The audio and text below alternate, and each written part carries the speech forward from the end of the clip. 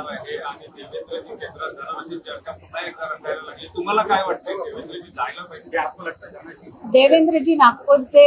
देवेंद्रजी महाराष्ट्राचे सेवक आहेत आणि त्यांना इथे आपली सेवा करू द्या. त्यांना का पाठवताय?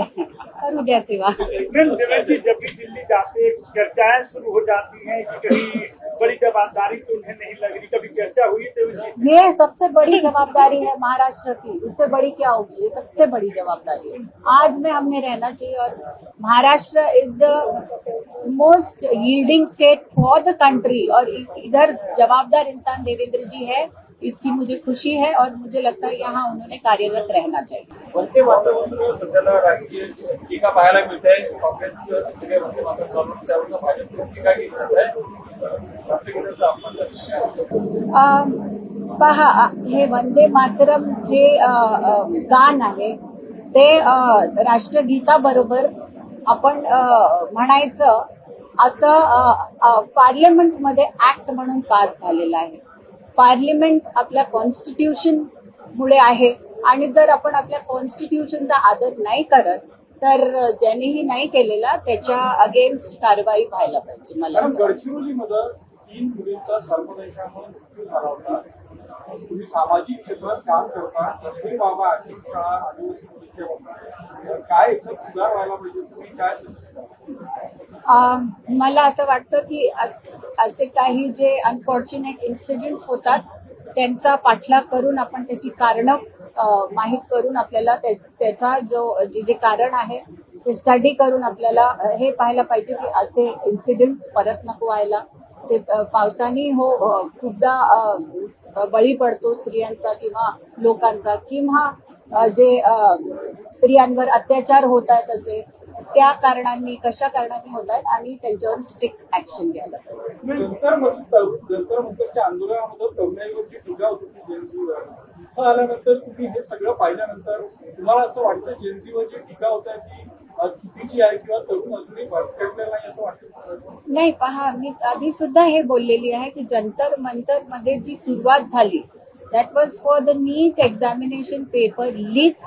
ती सुरुवात राईट होती, ती करेक्ट डिरेक्शन मध्ये जात होती, पण त्याच्यात मग अँटी सोशल एलिमेंट्स आणि वेगवेगळे अननेसेसरी एलिमेंट्स जॉईन झाले आणि त्यांनी केऑस क्रिएट केला. तर हे असं झाल्यावर ते डायरेक्शनलेस होऊन गेलं आंदोलन आणि आंदोलनच त्यांनी केलं असतं आणि त्यात पूर्णपणे तोच टॉपिक उचलला असता तर मला वाटतं ते रेलिव्हेंट होतं. आणि त्या आधीपासूनच गव्हर्नमेंटनी स्टेप्स घेतलेले आहेत त्याच बाबतीत, नीटच्या बाबतीत, आणि आतापर्यंत स्टेप्स त्यांचे चालू आहेत.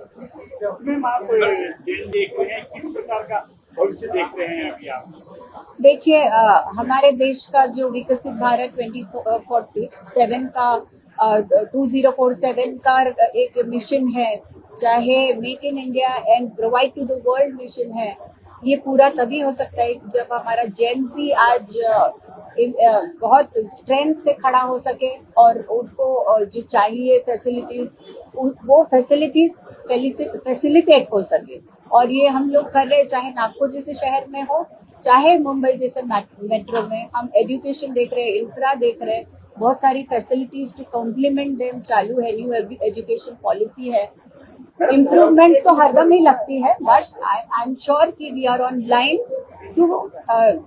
to help the youth to grow to their best of abilities. मुख्यमंत्री जी ने आज जीआर निकाला बहनों के लिए 28 तारीख से लागू होगा. राखी से एक दिन पहले धर्म स्वतंत्रता कानून जो 28 तारीख से लागू किया जा रहा है, इस कानून को आप किस तरीके से देख रही हैं? स्त्री सशक्तिकरण ये क्या होता है? ये होता है उसका एक हक जिससे वो जो उससे करना हो जीवन में उस तरीके से कर पाए. Right to take her own decisions. तो ये जो कानून है वो हेल्प करेगा एक स्त्री को अपने डिसीजंस लेने में, चाहे वो अनमैरिड हो चाहे मैरिड हो. डिसीजंस उसके रहेंगे, उसके दिमाग से, उसकी सोच से वो अपनी जिंदगी व्यतीत कर सकते. वंदे मातरम को लेकर कहा जा रहा है कांग्रेस अड़ी हुई है कि तो दो स्टेंजा ही उनको बोलना है. सरकारी कार्यक्रमों में उनके मुख्यमंत्री पूरा 6 स्टेंजा करेंगे, लेकिन कांग्रेस के कार्यक्रमों में 2 स्टेंजा ही गाया जाएगा, ऐसा उनका कहना है. देखिए, कांग्रेस अपनी नई कॉन्स्टिट्यूशन हरदम ही बनाना चाहती है और उसी का ये एक उदाहरण है कि जो बिल पारित हुआ है पार्लियामेंट में, उसके खिलाफ जाके उनको एक कुछ नया बनाना है। तो अगर उन्हें ऐसा करना है तो I think so it will be objected on, हमारे लोग ही ऑब्जेक्ट करेंगे, then they will have to face it. Madam, काँग्रेसचे जे प्रभारी आहे केंद्रामध्ये त्यांनी केक जे आहे ते त्यावर तिरंगा लावून कापलेला आहे, त्यामुळे त्यांनी कुठे त्याची माफी मागावी, अपमान केल्याची मागणी, केक कापला तिथे. तिरंग्याचा केक कापलाय.